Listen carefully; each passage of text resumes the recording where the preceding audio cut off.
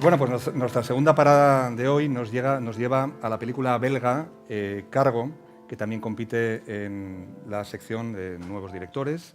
Nos acompaña su director, Gilles Coulier, uno de sus actores, Sam Lowick, y el director de fotografía, David Williamson. Cargo, una película que he leído esta mañana en una entrevista que creo que te hicieron ayer, Gilles, que llevabas 8 años preparando, pero que hasta 8 años después no habías sentido que estabas capacitado para poder rodarla. ¿Por qué tanto tiempo y por qué esa necesidad de madurez para abordar esta historia?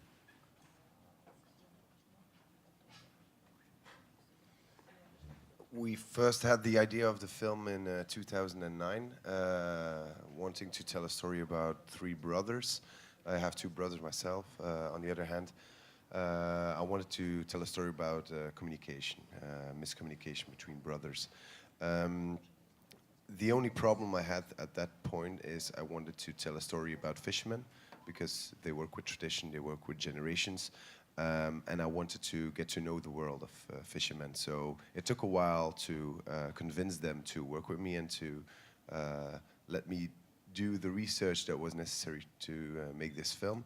On the other hand, I was 23 years old when I started writing this film, and I was talking about subjects, about stories that I felt too immature at that point in my life. About these are serious or very intense ways of communication, ways of telling a story, and I think I needed the time to tell this story. Yeah. Por lo que se ve en la película, el ambiente de los pescadores en el Mar del Norte es un ambiente muy cerrado, muy endogámico. ¿Te fue muy difícil poderte introducir en ese ambiente para extractar esta historia? O por lo menos la esencia de estos personajes.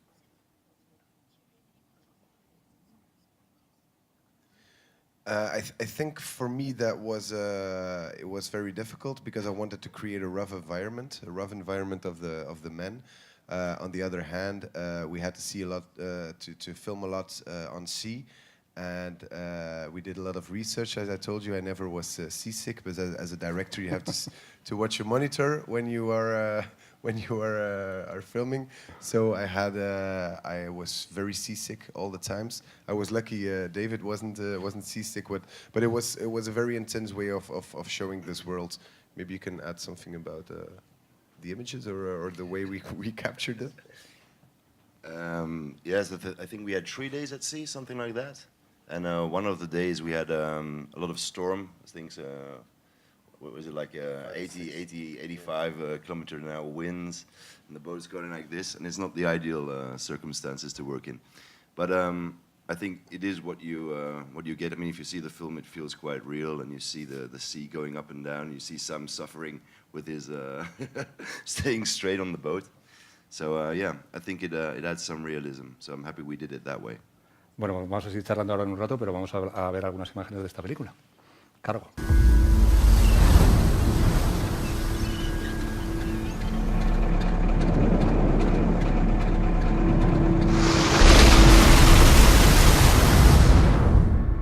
Pa!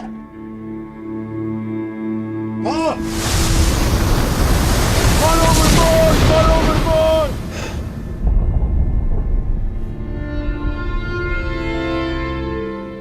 Er was een accident. De drifter houdt al 2 jaar op verlies. Je voordraad niet gezegd. Bueno, más allá del ambiente, como decía Gilles al principio, es una película sobre la incomunicación masculina. El personaje que interpreta Sam es un personaje muy duro, muy recio, que apenas articula una palabra. Yo no sé si de cara a un actor es muchísimo más complicado este tipo de personajes que ocultan más que muestran.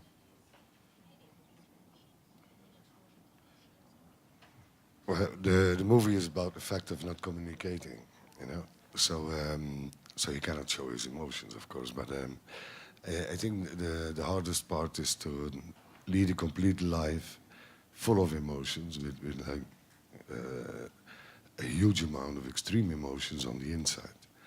And if you do that, then just by look in the eye, you can communicate these emotions without having to play it, you know, without saying like, oh, I'm afraid now. No, if I am afraid on the inside, you will see it with very, very little muscular tension, or, you know. And that's a very strict discipline to work in, of course. Jill, es una película, como decías, de hombres, unos hombres que tienen que cambiar, que tienen que adaptarse, son incapaces. Casi hay ausencia total de mujeres. ¿Por qué?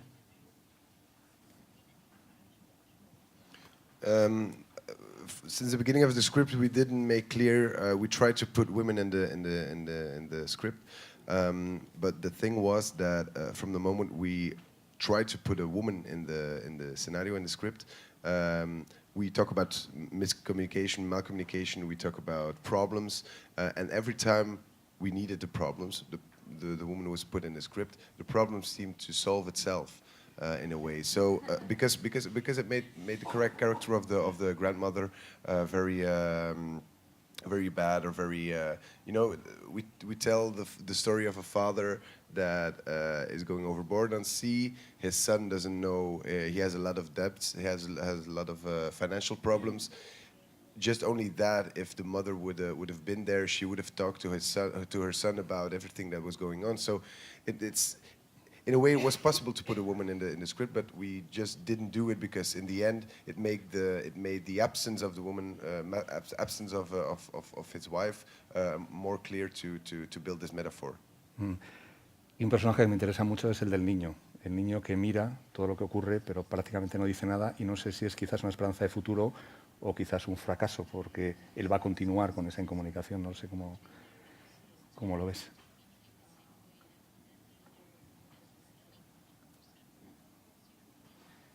I didn't understand the question. Wow. Sorry. So I was asking about the boy, the little boy, the kid, because I don't know if he's suffering the consequences of the incommunication, but I don't know if he's a hope for the future, perhaps, or he's condemned. No, and that's double ending of the film. We tried to put a double ending in the film because I wanted to create something that. You know, it's going very bad with the fishermen. It's going very bad with the fishermen in Austin, in Belgium. On the other hand, it's going bad with the family. So in the end of the film had to be an open ending. It had to be a hopeful ending. On the other hand, all of the three characters lose something very important in their life. So I think it was very, very important to me that as a spectator, you feel very double at the ending. And I think for myself, we create a little bit of hope for the little boy, but you know it's going to end again. And this is a cycle, but this is a cycle of generations. Fishermen work like that. It's generation, generation. So the circle repeats, but it's ending. Y una curiosidad personal. Decías que vienes de una familia de 3 hermanos, pero os comunicáis un poco más, ¿no?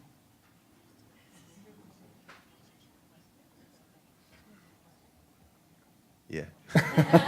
Ahí lo dejamos. No. But the thing. Oh. No, yeah. No, sorry, carry on. Maybe with a little bit of emotional tension. Yeah. This is better. Yeah.